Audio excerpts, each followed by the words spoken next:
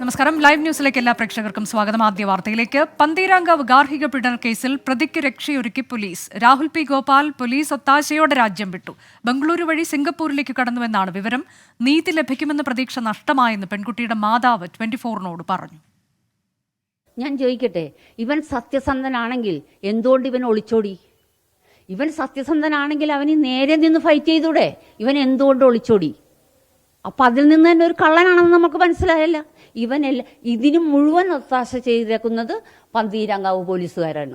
അവരാണ് ഇതിന് മുഴുവൻ ശരിക്കും ഒരു തോക്ക് നിങ്ങൾ എൻ്റെ കയ്യിൽ തരുകയാണെങ്കിൽ ഞാൻ എല്ലാത്തിനും വെടിവെച്ച് കൊല്ലും. എന്നിട്ട് ഞാൻ ജയിലിൽ പോയി കിടക്കും എൻ്റെ മകൾക്ക് വേണ്ടി. നീതി ഇന്നിവിടെ ഇല്ല. ഈ ഭരണകൂടം എന്തിന്? പ്രതിയെ കണ്ടെത്താൻ പ്രത്യേക സംഘത്തെ ചുമതലപ്പെടുത്തി ഫറോക്ക് ACPയുടെ നേതൃത്വത്തിലാണ് അന്വേഷണം പുരോഗമിക്കുന്നത്. അതേസമയം പ്രതി രാഹുൽ പി ഗോപാൽ വിവാഹ തട്ടിപ്പുകാരനാണെന്ന വിവരവും പുറത്തുവന്നു. 2 വിവാഹങ്ങൾ രജിസ്റ്റർ ചെയ്തതിന്റെ തെളിവുകളാണ് പുറത്തായത്. സ്ത്രീധനത്തിന്റെ പേരിൽ പീഡിപ്പിച്ചിട്ടില്ലെന്നും മുൻപ് വിവാഹ നിശ്ചയം കഴിഞ്ഞ വിവരം പറവൂരിലെ പെൺകുട്ടിക്ക് അറിയാമായിരുന്നുവെന്നും രാഹുലിന്റെ കുടുംബം പറഞ്ഞു. എന്നാൽ പെൺകുട്ടിയുടെ പിതാവ് ഇക്കാര്യം നിഷേധിച്ചു. നമ്മളുമായിട്ട് സഹകരിക്കുന്നില്ല കുട്ടി. പിന്നെ നമ്മൾ എപ്പോൾ സ്ത്രീധനം ചോദിക്കാനാ? എനിക്കതിൻ്റെ ആവശ്യമില്ല, ഞാൻ ചോദിക്കൂല. സ്ത്രീധനത്തിൻ്റെ പേരിൽ ഒരിക്കലും ആ കുട്ടീനെ ബുദ്ധിമുട്ടിച്ചിട്ടില്ല. ഇവള് പറയുന്നത് ഞങ്ങളെല്ലാം ഒഴിവായി കൊടുക്കണം, അതായത് എന്നെ ഉൾപ്പെടെ അമ്മയും പെങ്ങളും എല്ലാവരും ഇവിടെ നിന്ന് ഒഴിവായി കൊടുത്താൽ ഇവിടെ നിൽക്കും. അതല്ലെങ്കിൽ ഞങ്ങൾ വീട്ടിൽ നിൽക്കൂല. ഒരിക്കലും അല്ല. ഞാൻ അത് എവിടെ വേണമല്ലോ എന്ന് പറയാം. ഒരിക്കലും ഞങ്ങൾ സ്ത്രീധനം ചോദിച്ചിട്ടില്ല. മോന് കല്യാണമായിട്ട് കഴിച്ചത് ഈ കുട്ടീനെയാണ്. കോട്ടയത്തു നിന്ന് നിശ്ചയം കഴിഞ്ഞതാണ്. ഈ 2 കാര്യം അമ്മയ്ക്കറിയാം. അവര് കുട്ടിയോടും ഞങ്ങളോടൊക്കെ പറഞ്ഞിട്ടുള്ളത് അവൻ്റെ പൊസിഷനൊക്കെ അറിയാമല്ലോ, അപ്പോൾ അത് നിങ്ങൾ അത് മനസ്സിലാക്കുന്നുണ്ടല്ലോ, അതനുസരിച്ച് നിങ്ങൾ കൊടുക്കുമല്ലോ എന്നുള്ള രീതിയാണ്. ഇത്ര വേണമെന്നൊന്നും എന്നോട് പറഞ്ഞിട്ടില്ല. പക്ഷേ പിന്നീട് കല്യാണം കഴിഞ്ഞതിന് ശേഷം അത് കുറവാണ് എന്ന് അവർക്ക് തോന്നിയിട്ടുണ്ട്. അതനുസരിച്ചിട്ട് മകളോട് പ്രതികരിച്ചിട്ടുണ്ട്. പിന്നീട് അത് അവർ മറ്റ് രീതിയിൽ ഇങ്ങനെ സംഭവം നടന്നിട്ടില്ല എന്നറിയാൻ അവർ പറഞ്ഞതായിട്ട് അറിയാൻ കഴിയുന്നുണ്ട്. ഈ കുട്ടിയുടെ ഞങ്ങൾ 26 പേരാണ് അവിടെ ചെന്നത്, കുട്ടികളടക്കം. അപ്പോൾ ഈ കുട്ടിയെ കാണുമ്പോൾ തന്നെ ഞങ്ങൾക്ക് എൻ്റെ മകളാണ് എനിക്ക് മനസ്സിലാക്കാൻ സാധിച്ചില്ല, എൻ്റെ ഭാര്യയ്ക്കും മറ്റുള്ളവർക്കും. കാരണം വെച്ചാൽ അത്ര വികൃതമായിരുന്നു മുഖം. പക്ഷെ ഇപ്പോഴാണ് നമ്മൾ മനസ്സിലാക്കുന്നത് ഇങ്ങനെ 2 എൻഗേജ്മെൻറ്റ് നടന്നതാണെന്നും പിന്നീട് ആ കുട്ടിയെ വഞ്ചിക്കുകയാണ് ചെയ്തത് എന്നും ഒക്കെ മനസ്സിലാക്കുന്നത് ഇപ്പോഴാണ്. കോട്ടയത്ത് ഒരു ഡോക്ടർ ആയിട്ടാണ് അത് ബന്ധമുണ്ടായത്. വീഴ്ച വരുത്തിയ പോലീസുകാർ സേനയ്ക്ക് അപമാനമെന്ന് വനിതാ കമ്മീഷൻ അധ്യക്ഷ പി സതീദേവി ആരോപിച്ചു.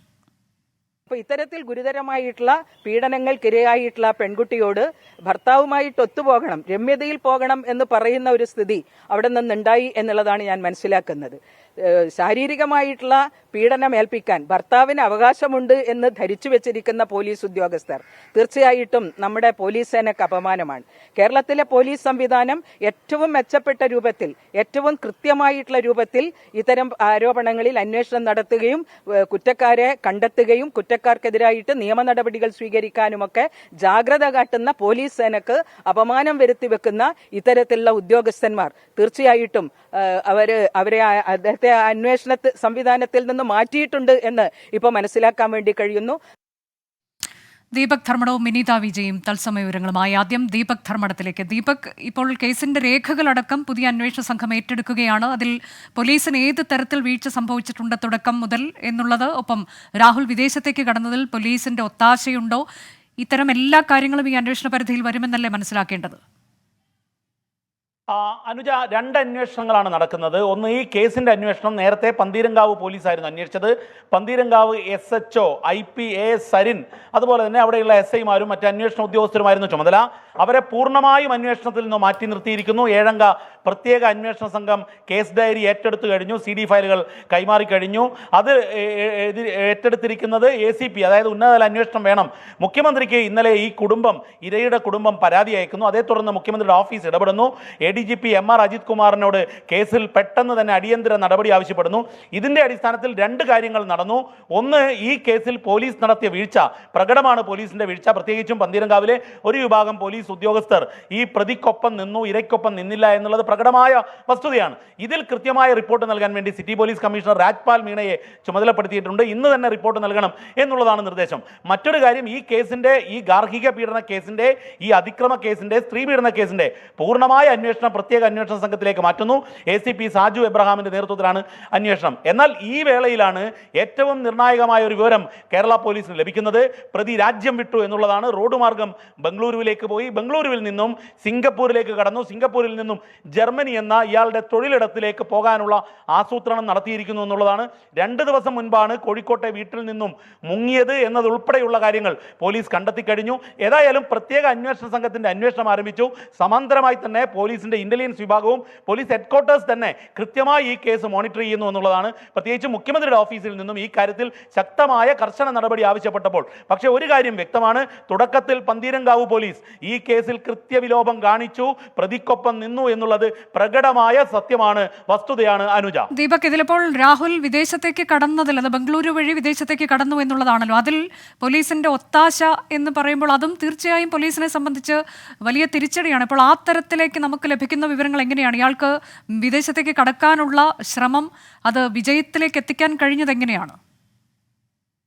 ഇതിൽ ഏറ്റവും പ്രധാനപ്പെട്ട കാര്യം, ഈ കേസിൽ പ്രൈമാ ഫേസി ഒരു 308, 307 ഇന്ത്യൻ ശിക്ഷാ നിയമത്തിലെ വധോദ്യമത്തിന് തുല്യമായ രീതിയിലുള്ള പരിക്കുകൾ ഈ ഇരക്കുണ്ടായിരുന്നു എന്നുള്ളത് വസ്തുതയാണ്.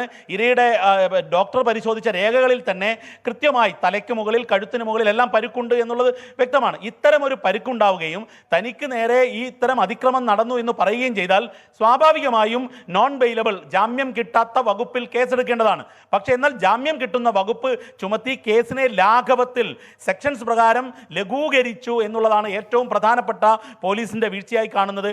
മറ്റൊരു കാര്യം, ഇത്തരത്തിൽ രാജ്യത്തിന് പുറത്ത് ജോലി ചെയ്യുന്ന ഒരാൾ രാജ്യം വിട്ടുപോകാനുള്ള സാധ്യതയുണ്ടെന്ന് കണക്കിലാക്കി അന്വേഷണ ഉദ്യോഗസ്ഥൻ അത് തടയാനുള്ള ഇടപെടൽ നടത്തേണ്ടതാണ്. പക്ഷേ എന്നാൽ അതിനുവേണ്ടി ഒന്നും ചെയ്തില്ല.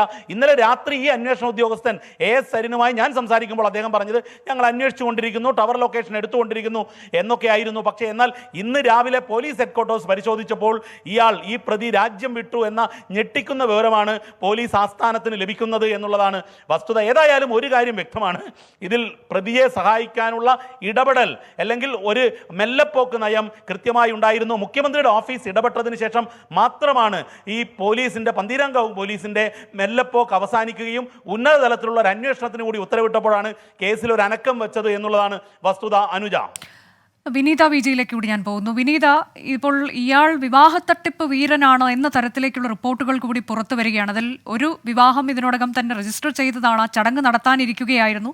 അതിനിടെയാണ് മറ്റൊരു വിവാഹം ഇയാൾ കഴിച്ചിട്ടുള്ളത്. അത് ഗുരുതരമായ കുറ്റമാണ്. ഒപ്പം മറ്റൊരു പരാതി കൂടി ഇയാൾക്കെതിരെ ഉണ്ട് എന്ന തരത്തിലേക്ക് നമുക്ക് ലഭിക്കുന്ന കൂടുതൽ വിവരങ്ങൾ എന്തൊക്കെയാണ്?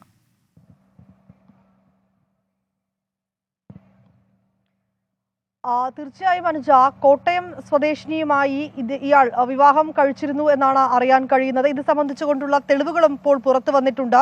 ഈ പെൺകുട്ടി ഇപ്പോൾ ഇയാൾക്കെതിരെ പരാതി നൽകിയിട്ടുണ്ട്. കോട്ടയത്തെ പോലീസ് സ്റ്റേഷനിലാണ് പരാതി നൽകിയിരിക്കുന്നത്. ഈ വിവാഹം രജിസ്റ്റർ ചെയ്ത രേഖകൾ ഉൾപ്പെടെ കൊണ്ടുപോയാണ് ഈ പെൺകുട്ടി ഇയാൾക്കെതിരെ പരാതി നൽകിയിരിക്കുന്നത്.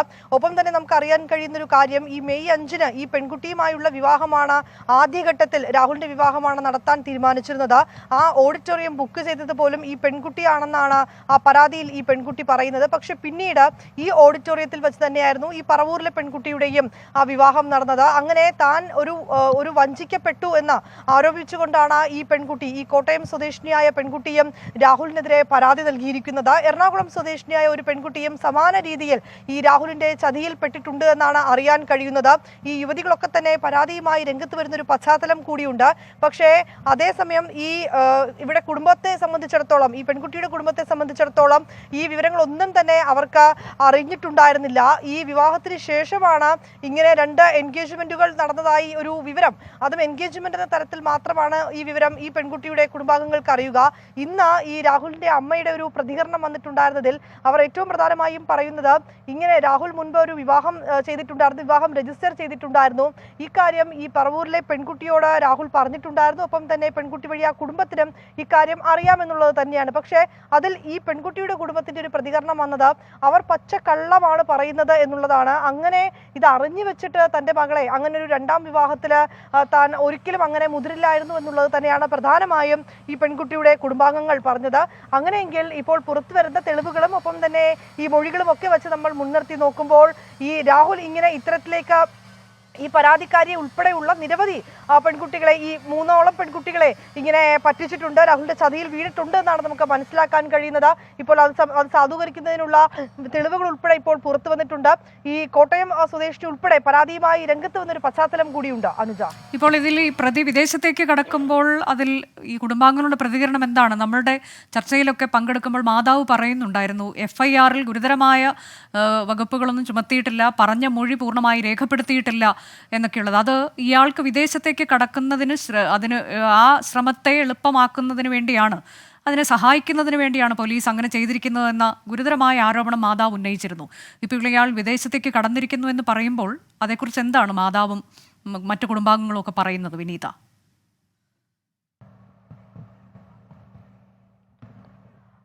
അനുജ, ഇന്നലെ തന്നെ നമ്മൾ അവരുമായി സംസാരിച്ചപ്പോൾ അവർ ഏറ്റവും വലിയൊരു ആശങ്ക എന്ന തരത്തിൽ പറഞ്ഞത് ഈ മാസം 26-ാം തീയതി രാഹുൽ തിരിച്ച് ജർമ്മനിയിലേക്ക് പോകും. അപ്പോൾ അതിനു മുൻപ് തന്നെ അറസ്റ്റ് ഉൾപ്പെടെയുള്ള നടപടികൾ ഉണ്ടാകണം, അതാണ് ഇവർക്ക് ആവശ്യം. എങ്കിൽ മാത്രമേ തന്റെ മകൾക്ക് ഇക്കാര്യത്തിൽ നീതി ലഭിക്കൂ എന്നാണ് ഇന്നലെ ആ മാതാവ് നമ്മളോട് പറഞ്ഞത്. ഒപ്പം തന്നെ നിലവിലുള്ള നീതിന്യായ വ്യവസ്ഥയെയും ഈ നിയമത്തെയും ഒക്കെ താൻ വിശ്വസിക്കുന്നുണ്ട്, തനിക്ക് നീതി ലഭിക്കും എന്നുള്ളത് തന്നെയായിരുന്നു ഇന്നലെ ആ അമ്മയുടെ ഒരു പ്രതികരണം വന്നിട്ടുണ്ടായിരുന്നത്. പക്ഷേ നിലവിലെ സാഹചര്യത്തിൽ ആ അമ്മ പറഞ്ഞൊരു പ്രതികരണം വളരെയധികം വൈകാരികമായിട്ടാണ് ആ അമ്മ പ്രതികരിച്ചത്. എന്ത് നിയമമാണ് ഈ സമൂഹത്തിലുള്ളത്, എന്ത് നീതിന്യായ വ്യവസ്ഥയാണ്, ഈ നീതിന്യായ വ്യവസ്ഥയിൽ താൻ എങ്ങനെ വിശ്വസിക്കും, ഇതിനോടൊക്കെ തന്നെ തനിക്ക് പുച്ഛമാണെന്ന വളരെ വൈകാരികമായ ഒരു പ്രതികരണമാണ് ഇന്ന് ആ അമ്മയുടെ ഭാഗത്തു നിന്നുണ്ടായത്. ഒപ്പം തന്നെ അവർ തുടക്കം മുതൽ പറയുന്നവരുടെ ചില സംശയം എന്ന രീതിയിൽ അവർ തുടക്കം മുതൽ പറയുന്ന ഒരു കാര്യം ഇത് തന്നെയാണ്. പോലീസ് പരാതിയുമായി പോലീസ് സ്റ്റേഷനിലേക്ക് എത്തുമ്പോൾ ആ പരാതിക്കാരിയെ ആവശ്യമുള്ള സഹായം നൽകുകയല്ല അവിടെ ഉണ്ടായത്, പകരം ഈ പ്രതിയായിട്ടുള്ള ആളെ സംരക്ഷിക്കാനാണ് ശ്രമിച്ചത് എന്നൊരു ആരോപണം ഉണ്ടായിരുന്നു. ഇപ്പോൾ നിലവിലെ സ്ഥിതിഗതികൾ വെച്ച് നോക്കുമ്പോൾ അവർ നൽകിയ അവരുടെ സംശയം അല്ലെങ്കിൽ അവർ മുന്നോട്ട് കൊണ്ടുവന്ന അത്തരം ആരോപണങ്ങളൊക്കെ ശരിയാണെന്ന തരത്തിലുള്ള രീതിയിലേക്കാണ് ഇപ്പോൾ പോലീസിന്റെ ഈ നീക്കമടക്കം വന്നിരിക്കുന്നത്. അനുജ, അതാണ് കേസ് അന്വേഷിക്കാൻ ഇപ്പോൾ പ്രത്യേക സംഘത്തെ രൂപീകരിച്ചിരിക്കുന്നു. ഒപ്പം 2 സംഘങ്ങളാണ് ഇതിൽ വിവിധ വശങ്ങൾ, ഈ കേസിന്റെ വിവിധ വശങ്ങൾ അന്വേഷിക്കുക. വിനീത വിജി കുടുംബാംഗങ്ങൾക്ക് എന്താണ് പറയാനുള്ളത് എന്നതിന്റെ വിവരങ്ങളാണ് നൽകിയത്. അടുത്ത വാർത്ത. ഡ്രൈവിംഗ് ടെസ്റ്റ് പരിഷ്കരണത്തിനെതിരായ പ്രതിഷേധങ്ങൾ തുടരുന്നതിനിടെ സമവായ നീക്കവുമായി സർക്കാർ. ഗതാഗത മന്ത്രി KB ഗണേഷ് കുമാർ വിളിച്ച ഡ്രൈവിംഗ് സ്കൂൾ ഉടമകളുടെ യോഗം അല്പസമയത്തിനകം ആരംഭിക്കും. എല്ലാ തൊഴിലാളി സംഘടനാ പ്രതിനിധികളും ചർച്ചയിൽ പങ്കെടുക്കും. അഖിൽ ഷാ അൻസാർ വിവരങ്ങളുമായി. അഖിൽ ഷാ, കഴിഞ്ഞ കുറേ ദിവസങ്ങളായി ഡ്രൈവിംഗ് ടെസ്റ്റ് മുടങ്ങുകയാണ്. അതിനിടെ ചില നീക്കങ്ങളൊക്കെയായി സർക്കാർ, ഗതാഗത മന്ത്രി രംഗത്തെത്തിയിരുന്നു. പക്ഷേ അതൊന്നും ഫലവത്തായില്ല. ഇപ്പോൾ ഈ ചർച്ച അത് എത്രത്തോളം പ്രതീക്ഷയോടെയാണ് കാണേണ്ടത് ചർച്ചയെ?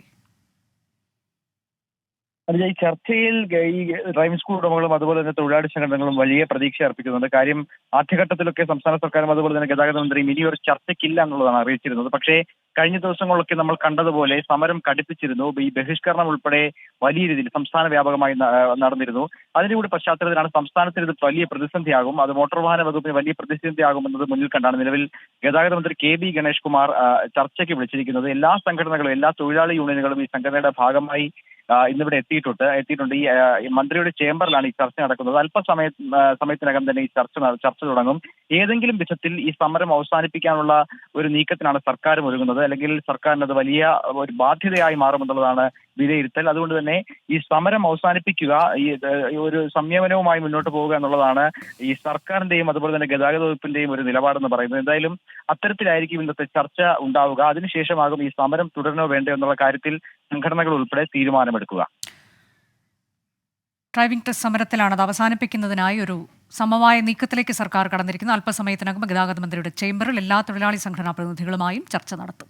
തിരികെ ലൈവ് ന്യൂസിലേക്ക്. സംസ്ഥാനത്ത് ഗുണ്ട ആക്രമണങ്ങൾ വ്യാപകമാകുന്ന പശ്ചാത്തലത്തിൽ വ്യാപക പരിശോധനയുമായി പോലീസ്. ഓപ്പറേഷൻ ആഗ് എന്ന പേരിൽ പുലർച്ചെ മുതൽ തുടങ്ങിയ പരിശോധന തുടരുകയാണ്. തിരുവനന്തപുരത്ത് വീണ്ടും ഗുണ്ട ആക്രമണമുണ്ടായി. കൺസ്യൂമർ ഫെഡ് ജീവനക്കാരിക്കും ഭർത്താവിനുമാണ് മർദ്ദനമേറ്റത്. അമ്പൂരി സ്വദേശിയായ പാസ്റ്ററെയും സംഘം വെട്ടി പരുക്കേൽപ്പിച്ചു. ചോദ്യം ചെയ്ത സമീപവാസിയുടെ വീട് അക്രമി സംഘം അടിച്ചു തകർത്തു. ഗുണ്ടകളുടെ നിയന്ത്രണത്തിലാണ് നാടെന്ന് പ്രതിപക്ഷ നേതാവ് VD സതീശൻ കുറ്റപ്പെടുത്തി. SP നിയന്ത്രിക്കുന്നത് ജില്ലാ CPM ജില്ലാ കമ്മിറ്റി, ഏരിയ SHOയെ നിയന്ത്രിക്കുന്നത് ഏരിയ കമ്മിറ്റി. ഇങ്ങനെ പാർട്ടികൾക്ക് വേണ്ടി, പാർട്ടിയുടെ നേതാക്കന്മാർക്ക് വേണ്ടി പോലീസ് സ്റ്റേഷനുകളും ഉന്നത ഉദ്യോഗസ്ഥന്മാരെയും വീതം വെച്ചു കൊടുത്തിരിക്കുകയാണ്. അപ്പൊ അവർക്ക് നടപടികൾ എടുക്കാനുള്ള സ്വാതന്ത്ര്യം ഇല്ല.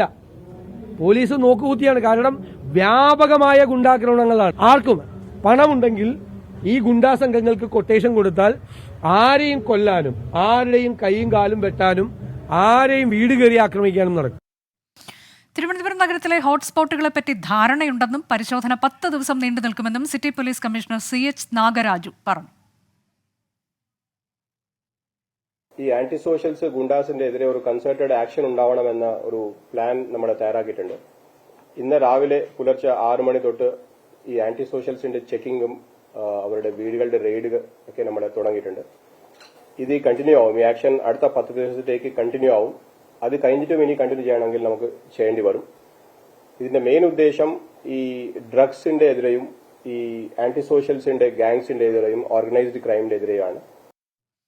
ഷഫീദ് റാവുത്തറും സൂരജ് സജിയും വിശദാംശങ്ങളുമായി. ആദ്യം ഷഫീദ് റാവുത്തറിലേക്ക്. ഷഫീദ്, ഈ ഓപ്പറേഷൻ ആഗ് എന്നത് ഈ തിരുവനന്തപുരത്ത് നമുക്കറിയാം കഴിഞ്ഞ ദിവസങ്ങളിൽ ഒരു പട്ടാപ്പകൽ കൊലപാതകം ഉൾപ്പെടെ ഉണ്ടായി. അതിനുശേഷം ഇപ്പോൾ പരമ്പര പോലെയാണ് ആക്രമണത്തിന്റെ വാർത്തകൾ വരുന്നത്. ഇതിലേത് തരത്തിലേക്കാണ് തിരുവനന്തപുരം ജില്ലയിൽ പരിശോധന നടത്തുന്നത്?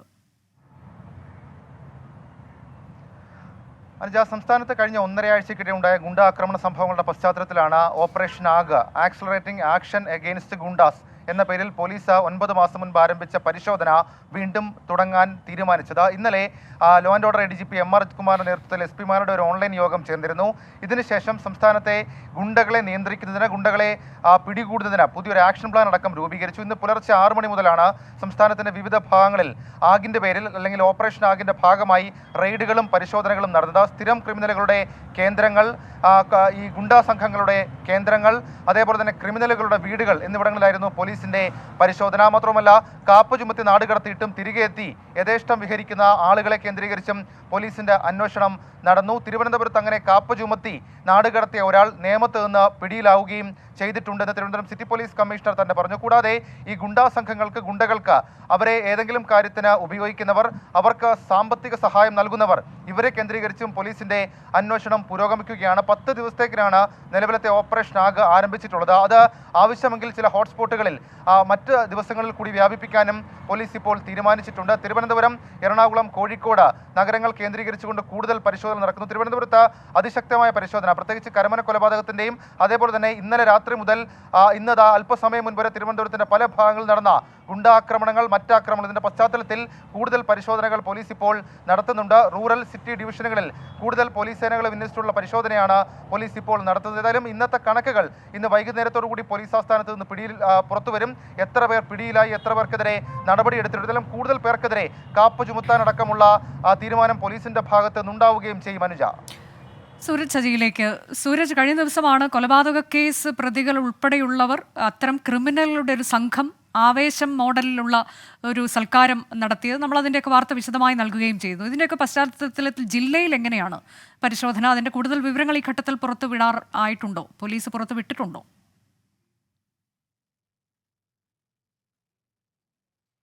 അനുജ, ഈ പാർട്ടി നടന്ന വിയ്യൂർ സ്റ്റേഷനിലടക്കം ഇതിനോടകം ഈ പരിശോധനയിൽ 2 പേർ പിടിയിലായി എന്നുള്ളതാണ് പോലീസിൽ നിന്ന് നമുക്ക് ലഭിക്കുന്ന വിവരം. എന്തായാലും ജില്ലയിലുടനീളം വിവിധ ഇടങ്ങളിൽ പരിശോധന തുടരുന്നു എന്നുള്ളതാണ് ജില്ലാ പോലീസ് മേധാവിയുമായി അടക്കം നമ്മൾ ബന്ധപ്പെടുമ്പോൾ മനസ്സിലാക്കാൻ കഴിയുന്നത്. എന്തായാലും ഈ പാർട്ടിയെ സംബന്ധിച്ചെല്ലാം വിശദമായ അന്വേഷണത്തിലേക്ക് കടന്നിട്ടുണ്ട്. കഴിഞ്ഞ മാസം അവസാന തീയതിയോടുകൂടിയാണ് ഇത്തരത്തിൽ ഈ ആവേശം സിനിമാ മോഡൽ ഒരു പാർട്ടി തൃശൂർ കുറ്റൂരിൽ നടക്കുന്നത്.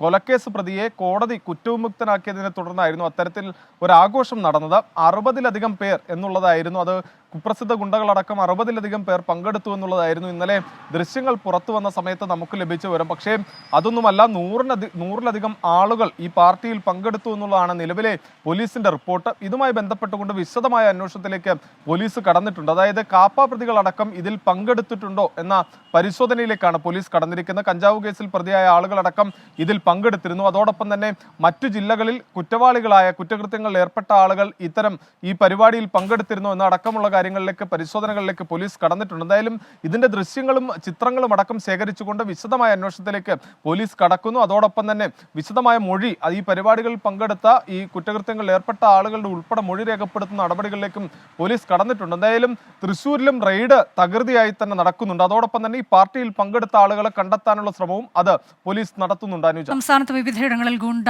ആക്രമണം വ്യാപകമായ സാഹചര്യത്തിലാണ് ഓപ്പറേഷൻ ആഗ് ഒരിക്കൽ കൂടി പോലീസ് സജീവമാക്കിയത്. വിവിധ ജില്ലകളിൽ പരിശോധന തുടരുന്നു. മറ്റൊരു വാർത്ത, കാസർഗോഡ് പടന്നക്കാട് ഉറങ്ങിക്കിടക്കുകയായിരുന്ന 8 വയസ്സുകാരിയെ തട്ടിക്കൊണ്ടുപോയി സ്വർണ്ണാഭരണം കവർന്നു. പുലർച്ചെ 2:30-ഓടെയായിരുന്നു സംഭവം. നാട്ടുകാർ നടത്തിയ തെരച്ചിലിൽ കുട്ടിയെ ഉപേക്ഷിച്ച നിലയിൽ കണ്ടെത്തി. കുട്ടിയുടെ കണ്ണിനും കഴുത്തിനും പരുക്കുണ്ട്. ഡോഗ് സ്ക്വാഡ് നടത്തിയ പരിശോധനയിൽ കുട്ടിയെ ഉപേക്ഷിച്ച സ്ഥലത്തു നിന്ന് നോട്ടുകൾ കണ്ടെത്തി. ഞാൻ വാതിൽ തുറന്നിട്ട് നോക്കുമ്പോൾ കുഞ്ഞാടി ഇരിക്കുന്നുണ്ട്. ഞാൻ വിളിച്ച് മോളെ ഇങ്ങോട്ട് ബാ. പൊത്തിയൊരു മാമൻ വന്നിട്ട് എന്നെ എടുത്തിട്ട് കൊണ്ടുപോയത് എന്നെ കണ്ടത്തിലിട്ടിട്ട് എന്തെല്ലോ ചെയ്തിന്. എൻ്റെ കമ്മലെല്ലാം ഊരിയിട്ട് കൊണ്ടുപോയി. ഞാൻ വെള്ളമെല്ലാം കൊടുത്ത് ആ കുഞ്ഞിൻ്റെ അച്ഛനെ അവർ വിളിച്ചിട്ട് ആൾക്കാർ വന്നിട്ട് കൂട്ടിയിട്ട് കൊണ്ടുപോയി. മുഖം മൂടിയിരുന്ന് തന്നെ മാമൻ മുഖം മറിച്ചിട്ടുണ്ടായെന്ന് തന്നെ പറഞ്ഞത്. പിന്നെ ആകെ പേടിച്ച് ഇതായി കുഞ്ഞ്. മലയാളം സംസാരിക്കുന്ന ആളാണ് തട്ടിക്കൊണ്ടുപോയതെന്ന് കുട്ടിയുടെ മുത്തച്ഛൻ 24-നോട് പറഞ്ഞു. ഞാൻ 2 മണിക്ക് സാധാരണ ഉറങ്ങിണിക്കലുണ്ട്. ഉറങ്ങിച്ചിട്ട് ആലിൽ വന്ന് ചാണകം വാരി വൃത്തിയാക്കി പശുവിനെ കറന്ന് പാലെല്ലാം കൊണ്ട് വെച്ചിട്ട് നമ്മൾക്ക് കുഞ്ഞിനെ കാണുന്നത്. അതായത് 3 മണി 3:30 ഉള്ളിൽ സംഭവം നടന്നു. അരുൺ പാറയ്ക്കൽ വിവരങ്ങളുമായി. അരുൺ, ഈ കുട്ടിയെ നമുക്ക് കുഴപ്പമൊന്നുമില്ലാതെ തിരിച്ചു കിട്ടിയതിൽ ആശ്വസിക്കാം. ഈ പ്രതി ആര് എന്നതിലേക്ക് എത്താൻ പോലീസിന് കഴിഞ്ഞിട്ടുണ്ടോ?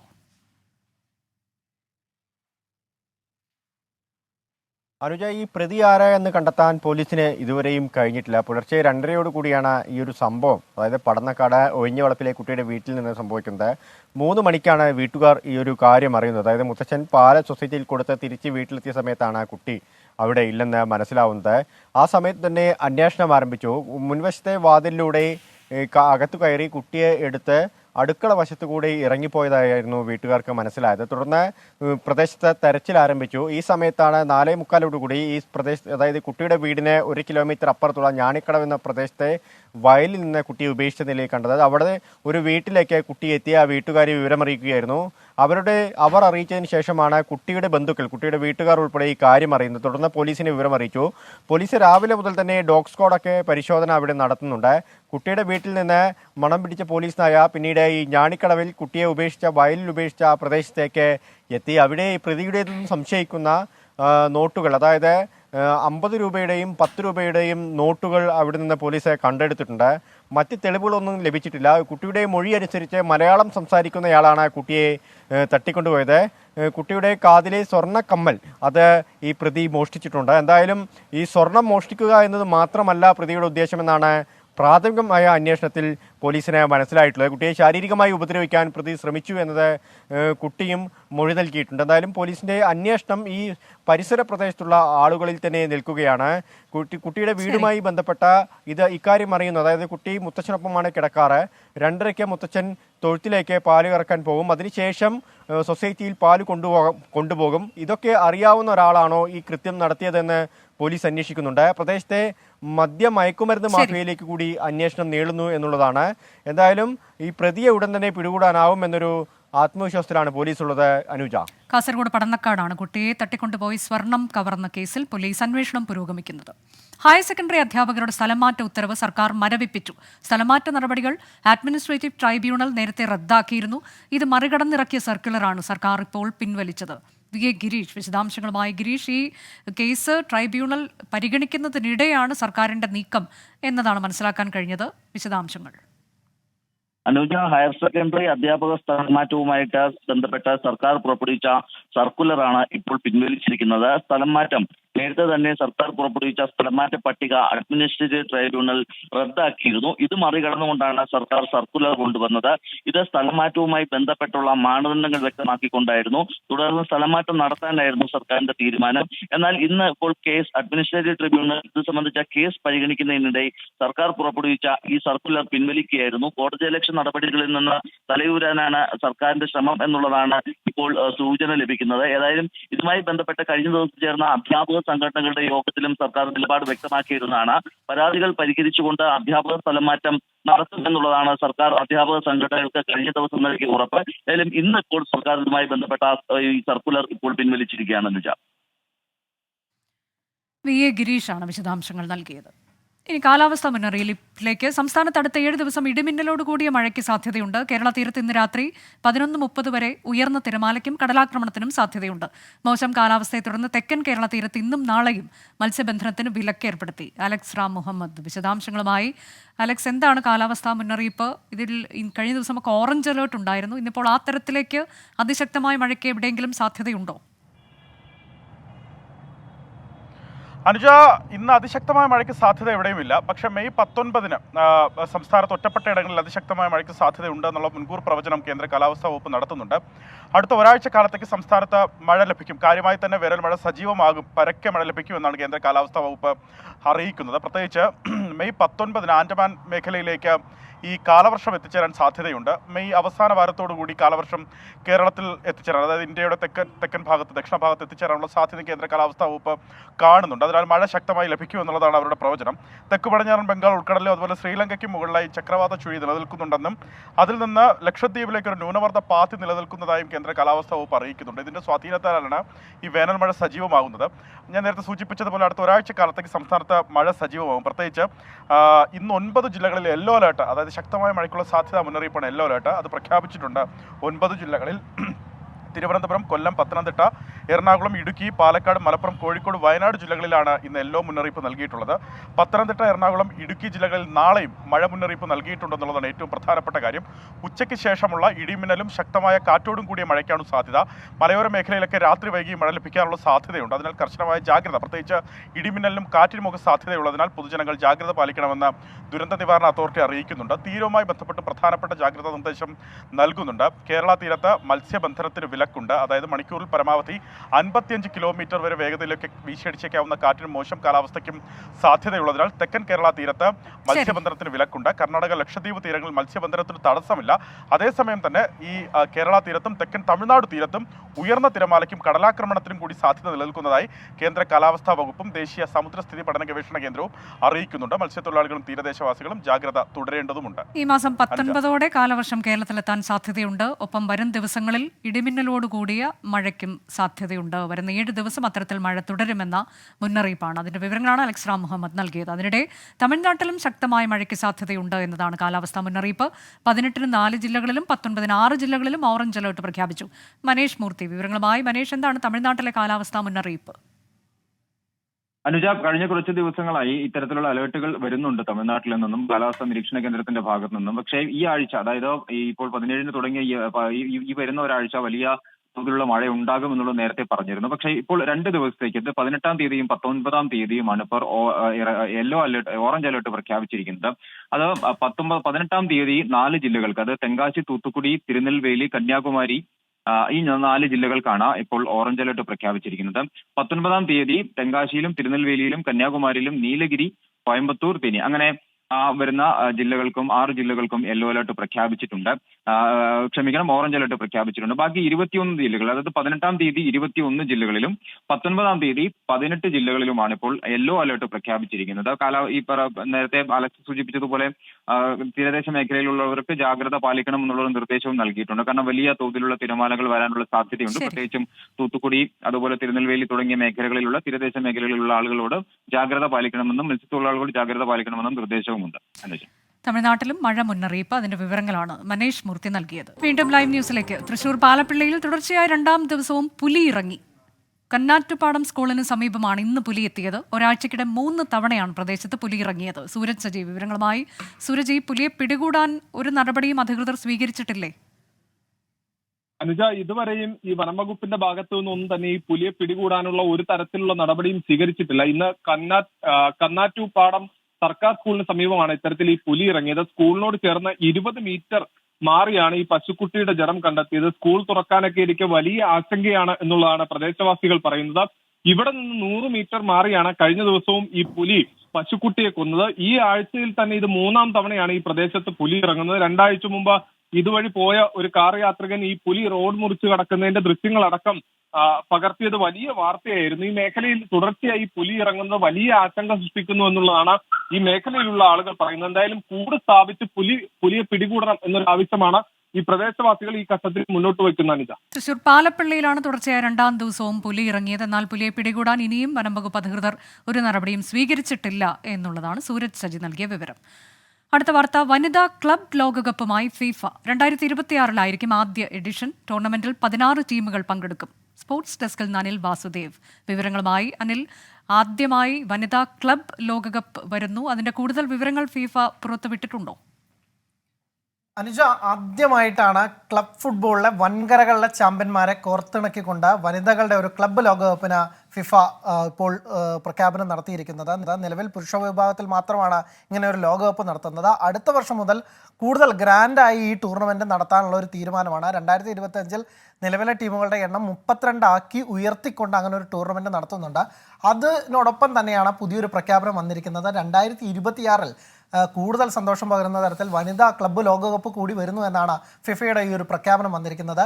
ഇത് ഏതാണ്ട് ജനുവരി അല്ലെങ്കിൽ ഫെബ്രുവരി മാസത്തിലായിരിക്കും 2026 നടക്കുക എന്നാണ് ഇപ്പോൾ ഫിഫ ആലോചിക്കുന്നത്. മറ്റ് ചാമ്പ്യൻസ് ലീഗ് അടക്കമുള്ള മത്സരക്രമങ്ങൾ കൂടി വന്ന ശേഷമായിരിക്കും ഇക്കാര്യത്തിൽ ഒരു അന്തിമ തീരുമാനമുണ്ടായിരിക്കുക. തായ്ലാൻഡിൽ നടന്ന 74ാം ഫിഫ കോൺഗ്രസിലാണ് ഇക്കാര്യത്തിൽ ഒരു തീരുമാനം വന്നിരിക്കുന്നത്. വനിതാ പ്രാതിനിധ്യം കൂടുതൽ ഉറപ്പുവരുത്തുക, അല്ലെങ്കിൽ വനിതാ ഫുട്ബോളിന് കൂടുതൽ മികവ് കൊടുക്കുക എന്ന ഉദ്ദേശത്തോടു കൂടിയാണ് ഇപ്പോൾ ഫിഫ ഇങ്ങനെയൊരു ക്ലബ്ബ് ലോകകപ്പ് കൂടി നടത്താൻ ആലോചിക്കുന്നത്. തുടരെ ഇത്തരം മത്സരങ്ങൾ വരുന്നത് ഒരുപക്ഷെ ഫുട്ബോളിൻ്റെ വളർച്ചയ്ക്കും അല്ലെങ്കിൽ കൂടുതൽ കാണികളെ ഈ മേഖലയിലേക്കും അല്ലെങ്കിൽ താരങ്ങളെയും കൂടുതൽ ആകർഷിക്കുന്നതിനൊക്കെ തന്നെ സഹായിക്കുമെന്നാണ് ഫിഫ പ്രതീക്ഷിക്കുന്നത്. അനുജ, ഇതാദ്യമായി വനിതാ ക്ലബ്ബ് ലോകകപ്പുമായി ഫിഫ. മറ്റൊരു വാർത്ത, തിരുവനന്തപുരം മാറനല്ലൂരിലെ വീട്ടമ്മയുടെ മരണം കൊലപാതകമെന്ന് പോലീസ്. നെഞ്ചിലേറ്റ ക്ഷതമാണ് മരണകാരണം. ഇന്നലെ പുലർച്ചെയാണ് മാറനല്ലൂർ സ്വദേശി ജയയെ വീട്ടിൽ മരിച്ച നിലയിൽ കണ്ടെത്തിയത്. മകൻ ബിജു കെ നായരെ പോലീസ് കസ്റ്റഡിയിലെടുത്തിരുന്നു. അഖിൽ ഷാ അൻസാർ വിവരങ്ങളുമായി. അഖിൽ ഷാ, ഇന്നലെ തന്നെ മകൻ കസ്റ്റഡിയിലായിരുന്നു. മകന്റെ മർദ്ദനമാണ് മരണകാരണമെന്ന സംശയവും പോലീസ് അപ്പോൾ തന്നെ പറഞ്ഞതാണ്. ഇപ്പോൾ അത് സ്ഥിരീകരിച്ചിരിക്കുന്നു. വിവരങ്ങൾ. അനുജ, ഇന്നലെയാണ് ഇത്തരത്തിൽ മാറനല്ലൂർ ഒരു സംഭവം നടക്കുന്നത്. അത് പരിസരത്തുള്ള വീട്ടുകാരെത്തി വീട്ടിൽ നോക്കിയപ്പോഴാണ് ഈ ബോധരഹിതരായി ഇത്തരത്തിൽ ഈ വീട്ടമ്മയെ കണ്ടത്. അതിന് പിന്നാലെ ആണ് ആശുപത്രിയിൽ കൊണ്ടുപോവുകയും പക്ഷേ ഈ ജീവൻ രക്ഷിക്കാൻ കഴിയാത്തൊരു സാഹചര്യത്തിലേക്ക് എത്തുകയും ചെയ്തത്. ഈ സംഭവത്തിന് ശേഷം പോലീസിന്റെ അന്വേഷണത്തിൽ മകൻ ഇതിൽ എന്തൊക്കെയോ പങ്കുകളുണ്ടെന്നുള്ള ചില സംശയം പോലീസിനുണ്ടായിരുന്നു. അതിന് പിന്നാലെയാണ് പോലീസ് ഈ മകനെ ഇന്നലെ തന്നെ കസ്റ്റഡിയിലെടുത്തിരുന്നത്. അതിന് പിന്നാലെയാണ് പോസ്റ്റ്മോർട്ടത്തിന് ശേഷം അതുമായി ബന്ധപ്പെട്ടുള്ള വിവരങ്ങളുടെ കൂടി അടിസ്ഥാനത്തിൽ ഇത് കൊലപാതകം തന്നെയെന്ന് ഇപ്പോൾ പോലീസ് സ്ഥിരീകരിച്ചിരിക്കുന്നത്. എന്തായാലും മകൻ ഇപ്പോഴും കസ്റ്റഡിയിൽ തന്നെയാണ്. മകനാണ് കൊലപാതകം ചെയ്തത് എന്നുള്ളതിൽ ഇനിയും സ്ഥിരീകരണം വരേണ്ടതുണ്ട്. അനിച്ച, തിരുവനന്തപുരം മാറനല്ലൂരിലെ വീട്ടമ്മയുടെ കൊലപാതകമാണ്. ഇപ്പോൾ അതിന് മരണം കൊലപാതകമെന്നത് പോലീസ് സ്ഥിരീകരിച്ചു. വഞ്ചന കേസിൽ സിനിമാ നിർമ്മാതാവ് ജോണി സാഗരിക അറസ്റ്റിൽ. സിനിമാ നിർമ്മാണത്തിനായി 2.75 കോടി രൂപ വാങ്ങി പറ്റിച്ചെന്ന കേസിലാണ് നടപടി. ലുക്കൌട്ട് നോട്ടീസ് പ്രകാരം നെടുമ്പാശ്ശേരി വിമാനത്താവളത്തിലെത്തിയാണ് കോയമ്പത്തൂർ ക്രൈംബ്രാഞ്ച് കസ്റ്റഡിയിലെടുത്തത്. കോയമ്പത്തൂർ സ്വദേശി ദ്വാരക് ഉദയകുമാറിന്റെ പരാതിയിലാണ് അറസ്റ്റ്. വിഷ്ണു സുരേഷ് വിവരങ്ങളുമായി. വിഷ്ണു, ഇത് പരാതി എന്താണ്? അനുജ, സിനിമാ നിർമ്മാണത്തിനായി 2,75,00,000 രൂപ വാങ്ങി പറ്റിച്ചു എന്നാണ് ജോണി സാഗരിക്കെതിരെ നിന്നുള്ള പരാതി. നൽകിയിരിക്കുന്നത് കോയമ്പത്തൂർ സ്വദേശിയായ ആളാണ്. ദ്വാരക് ഉദയകുമാർ എന്നാണ് അയാളുടെ പേര്. കോയമ്പത്തൂർ പോലീസിനാണ് പരാതി നൽകിയത്.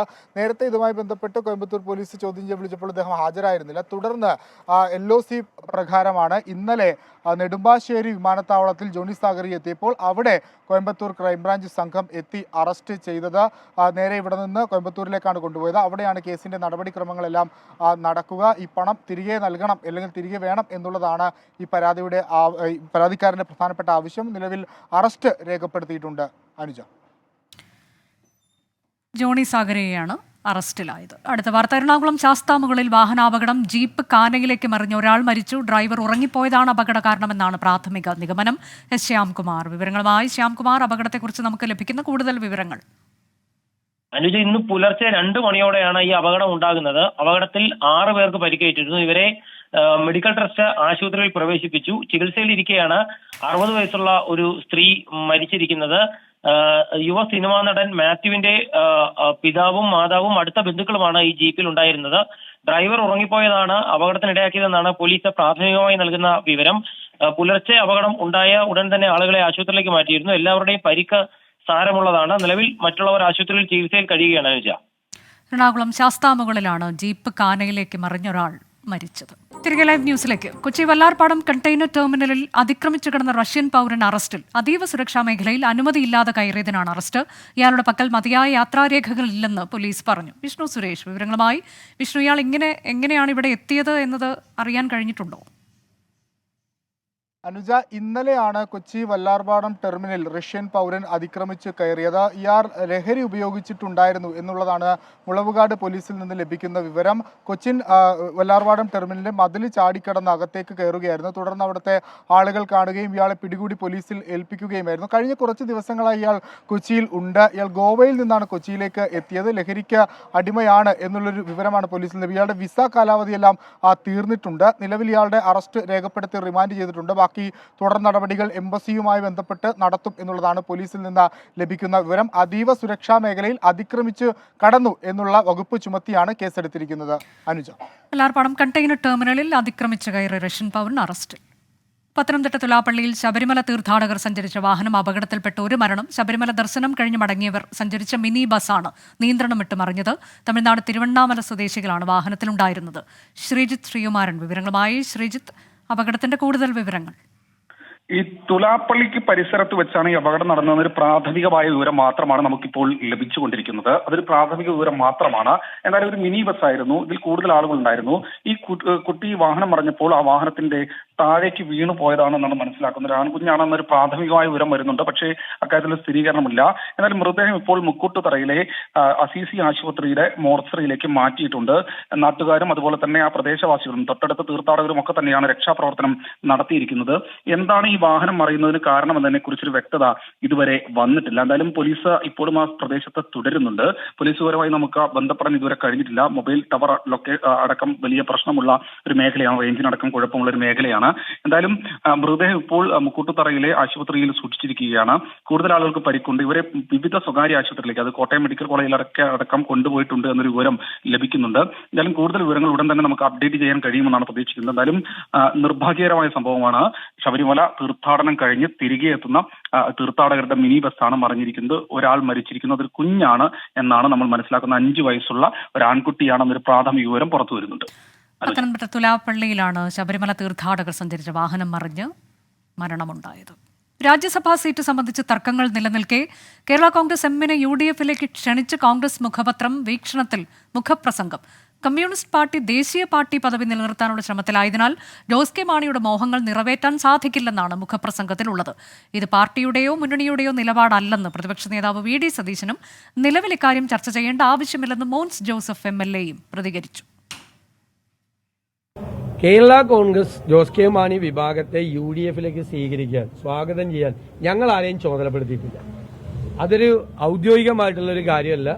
അത് കോൺഗ്രസിന്റെയോ UDF-ന്റെയോ ഔദ്യോഗികമായ ഒരു ആവശ്യമല്ല. ഞങ്ങൾ പാർട്ടിയും ചർച്ച ചെയ്തിട്ടില്ല. പാർട്ടി ചർച്ച ചെയ്യണം, അതിനുശേഷം UDF ചർച്ച ചെയ്യണം, എന്നിട്ടാണ് തീരുമാനം എടുക്കേണ്ടത്. അങ്ങനെ ഒരു തലത്തിലുള്ള ഒരു ചർച്ചയും നടന്നിട്ടില്ല. ഞങ്ങൾ അവരെ കോട്ടയത്ത് അവരുടെ സ്ഥാനാർത്ഥിയെ തോൽപ്പിക്കാൻ വേണ്ടി ഞങ്ങളുടെ പ്രവർത്തകരും നേതാക്കളും കഠിനാധ്വാനം ചെയ്യായിരുന്നു. ഇപ്പൊ അത് ആ ഒരു വിഷയം ഞങ്ങളുടെ മുമ്പിലില്ല. UDF നേതൃയോഗത്തിൽ ചർച്ച ചെയ്ത ശേഷമാണ് ഇത്തരം വിഷയങ്ങളെക്കുറിച്ച് ഒരു തീരുമാനം എടുക്കുകയുള്ളൂ.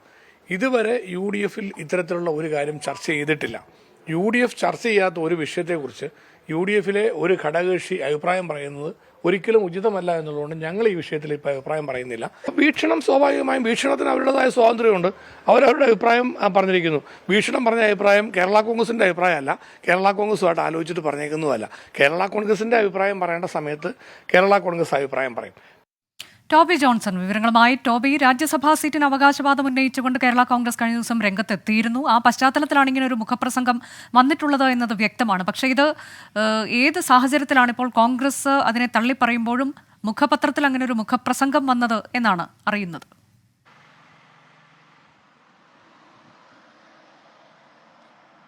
രാജ്യസഭാ സീറ്റിനെ ചൊല്ലിയുള്ള തർക്കം കഴിഞ്ഞ ദിവസങ്ങളിൽ നമ്മൾ കണ്ടതാണ്. CPI അവരുടെ അവകാശവാദം ഉന്നയിക്കുന്നു, കേരള കോൺഗ്രസ് അവരുടെ അവകാശവാദം ഉന്നയിക്കുന്നു. രണ്ട് പാർട്ടികളും പ്രാഥമികമായി ഈ അവകാശവാദങ്ങൾ ഉറച്ചു നിൽക്കുമ്പോഴും പരസ്യമായി പറഞ്ഞ് മുന്നണിയെ ഒരു പ്രതിസന്ധിയിലോട്ട് കൊണ്ടുപോകാൻ തയ്യാറായിട്ടില്ല. ഈ ഒരു സാഹചര്യത്തിലാണ് എരുതിയിൽ എണ്ണയൊഴിക്കുന്നത് പോലെ ഈ ഒരു മുഖപ്രസംഗം വന്നിരിക്കുന്നത്. അതും വീക്ഷണത്തിലാണ്. നമുക്കറിയാവുന്നതുപോലെ തന്നെ VD സതീശൻ ഇപ്പോൾ ഇത് തള്ളിപ്പറയുന്നുണ്ടെങ്കിൽ പോലും മുൻപ് പല ഘട്ടങ്ങളിലും പല കോൺഗ്രസ് നേതാക്കളും UDF-ലേക്ക് കേരള കോൺഗ്രസ് തിരിച്ചു വരണമെന്നുള്ളൊരു ആവശ്യം, അല്ലെങ്കിൽ അങ്ങനെ ഒരു ആവശ്യം അവർ മുന്നോട്ട് വെച്ചിട്ടുള്ളതാണ്. ഈ ഒരു ഘട്ടത്തിൽ ഇത് ഉന്നയിക്കുന്നത് ഈ ഒരു LDF-ലെ ഒരു തർക്കം അത് കൂടുതൽ ആളിക്കത്തിക്കുന്നതിന് വേണ്ടിയാണെന്നുള്ള കാര്യത്തിൽ യാതൊരു സംശയവുമില്ല. എന്തായാലും ഈ വിഷയത്തെക്കുറിച്ച് മറ്റ് ചർച്ചകളൊന്നും നടന്നിട്ടില്ല. അത് അവരുടെ മാത്രം നിലപാടാണ്, വീക്ഷണം പത്രത്തിൻ്റെ നിലപാടാണെന്ന് പറയുമ്പോൾ പോലും ഒരു രാഷ്ട്രീയ മുതലെടുപ്പിന് UDF ലക്ഷ്യം വെക്കുന്നുണ്ട് എന്നുള്ള കാര്യത്തിൽ യാതൊരു സംശയവുമില്ല. എന്തായാലും PJ ജോസഫ് വിഭാഗം അവരുടെ നിലപാട് വ്യക്തമാക്കിയിരിക്കുന്നു. അവർ പറയുന്നത് നിലവിൽ UDF-ൽ ഒരു ചർച്ചയും നടന്നിട്ടില്ല. എന്തായാലും UDF-ൽ നിന്നപ്പോൾ ലഭിച്ച ഒരു സീറ്റാണ് ഈ രാജ്യസഭാ സീറ്റ്. അന്ന് രാജിവെച്ച് ജോസ് കെ മാണി LDF-ലേക്ക് പോയപ്പോൾ ആ സീറ്റ് നഷ്ടമായി. അതുകൊണ്ട് തന്നെ ഈ LDF-ൽ നിന്നും ഈ സീറ്റ് ചോദിച്ചു വാങ്ങണം എന്നുള്ളൊരു ആവശ്യമാണ് മോൻസ് ജോസഫ് നമ്മളോട് പറഞ്ഞിരിക്കുന്നത്. എന്തായാലും ഈ LDF-ലെ രാജ്യസഭാ സീറ്റിനെ ചൊല്ലിയുള്ള തർക്കത്തെ കൂടുതൽ വഷളാക്കുന്ന തരത്തിലുള്ള ഒരു മുഖപ്രസംഗം തന്നെയാണ് വീക്ഷണം നടത്തിയിരിക്കുന്നത്. എന്തായാലും വരും ദിവസങ്ങളിൽ അതിൻ്റെ കൂടുതൽ പ്രതികരണങ്ങൾ ഉണ്ടാകുമെന്ന് തന്നെയാണ് നമ്മൾ പ്രതീക്ഷിക്കുന്നത്. അനുജ, വീക്ഷണത്തിലാണ് കേരള കോൺഗ്രസിനെ ക്ഷണിച്ചുകൊണ്ട് ഉള്ള ഒരു മുഖപ്രസംഗമെന്ന്, എന്നാൽ കോൺഗ്രസ് അതിനെ തള്ളിപ്പറയുന്നുണ്ട്. ഇന്ന് സംഭവിച്ച മറ്റൊരു പ്രധാനപ്പെട്ട വാർത്ത, ന്യൂസ് ക്ലിക്ക് കേസിൽ ഡൽഹി പോലീസിന് തിരിച്ചടി. പ്രബീർ പുർക്കസ്തയെ വിട്ടയക്കാൻ സുപ്രീംകോടതി ഉത്തരവിട്ടു. അറസ്റ്റും റിമാൻഡും സുപ്രീംകോടതി അസാധുവാക്കി. ന്യൂസ് ക്ലിക്കിലേക്ക് ചൈനീസ് ഫണ്ട് എത്തിയെന്നായിരുന്നു ഡൽഹി പോലീസിന്റെ FIR. ബൽറാം നെടുങ്ങാടി വിവരങ്ങളുമായി. ബൽറാം, പുർക്കായസ്തയെ സംബന്ധിച്ച് അദ്ദേഹം ഇത് എന്തിനാണ് അറസ്റ്റ് എന്നതുപോലും കൃത്യമായി ധരിപ്പിക്കാൻ കഴിഞ്ഞിട്ടില്ല എന്നുള്ളതടക്കം കോടതി ഇന്നിപ്പോൾ ചൂണ്ടിക്കാട്ടിയത് എന്തൊക്കെയാണ്? ഡൽഹി പോലീസിനെ സംബന്ധിച്ച് കനത്ത തിരിച്ചടിയല്ലേ ഇത്?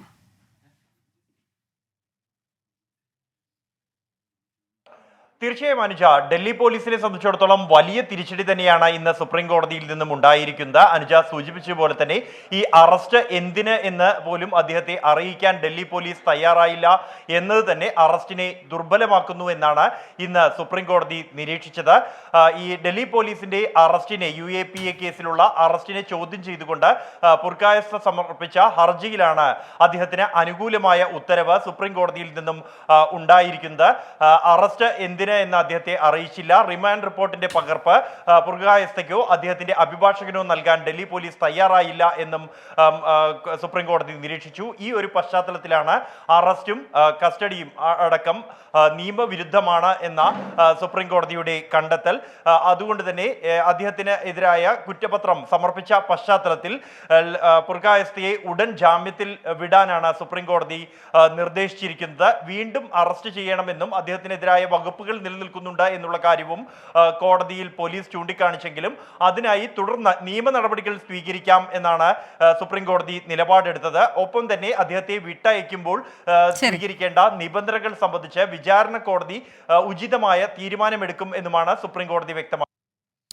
പ്രബീർ പുർക്കായസ്തയെ വിട്ടയക്കുക എന്നുള്ളതാണ് ഇപ്പോൾ കോടതിയുടെ നിർദ്ദേശം. ഇപ്പോൾ വരുന്ന വളരെ പ്രധാനപ്പെട്ട ഒരു വാർത്ത, കാസർഗോഡ് പടന്നക്കാട് നേരത്തെ 10 വയസ്സുകാരിയെ തട്ടിക്കൊണ്ടുപോയി സ്വർണം കവർന്ന വാർത്തയുടെ വിശദാംശങ്ങൾ നമ്മൾ നൽകിയിരുന്നു. അതിലേറ്റവും പുതിയൊരു അപ്ഡേറ്റ് ഇപ്പോൾ വരുന്നത്, ആ കുട്ടി ലൈംഗികാതിക്രമത്തിന് ഇരയായിട്ടുണ്ട് എന്നുള്ളതാണ്. അത് ഇപ്പോൾ സ്ഥിരീകരിച്ചിട്ടുണ്ട്. കുട്ടിക്ക് നേരെ ലൈംഗികാതിക്രമം നടന്നു എന്നത് മെഡിക്കൽ റിപ്പോർട്ടിലൂടെയാണ് സ്ഥിരീകരിക്കുന്നത്. കാഞ്ഞങ്ങാട് ജില്ലാ ആശുപത്രിയിൽ ചികിത്സയിലാണ് 10 വയസ്സുള്ള പെൺകുട്ടി. അരുൺ പാറയ്ക്കൽ വിവരങ്ങളുമായി. അരുൺ, നേരത്തെ തന്നെ അരുൺ ആ വിവരം നൽകിയതാണ്, അതായത് പെൺകുട്ടിയുടെ ഭാഗത്ത് നിന്ന് അത്തരത്തിലേക്കൊരു മൊഴിയുണ്ട് എന്നുള്ളത്. ഇപ്പോൾ അത് മെഡിക്കൽ റിപ്പോർട്ടിൽ സ്ഥിരീകരിച്ചിരിക്കുകയാണോ? കൂടുതലായി എന്താണ് നമുക്കറിയാൻ കഴിഞ്ഞത്? അനുജ, ഡോക്ടർമാർ ഇക്കാര്യം സ്ഥിരീകരിച്ചിരിക്കുന്നു. പടന്നക്കാട് പെൺകുട്ടിക്ക് നേരെ നടന്നത് ലൈംഗികാതിക്രമം എന്നാണ് ഇപ്പോൾ പുറത്തു വരുന്ന റിപ്പോർട്ട്. അന്വേഷണ ഉദ്യോഗസ്ഥരും ഇത് സാധൂകരിക്കുന്ന കാര്യങ്ങളാണ് പുറത്തു പറയുന്നത്.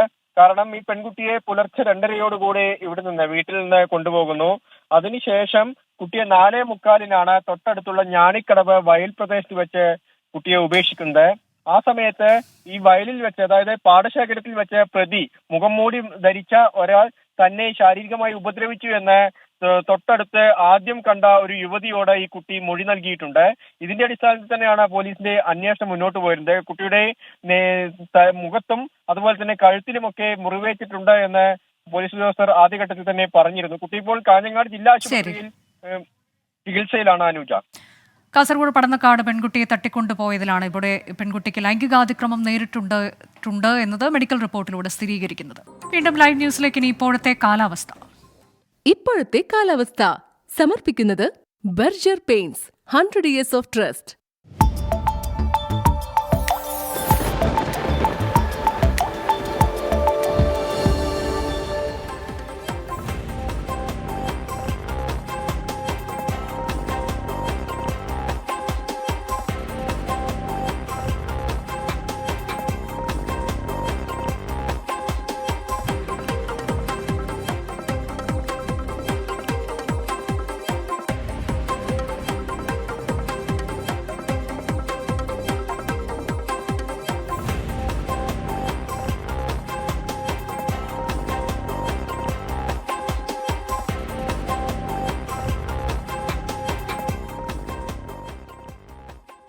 ലൈവ് ന്യൂസ് അവസാനിച്ചു.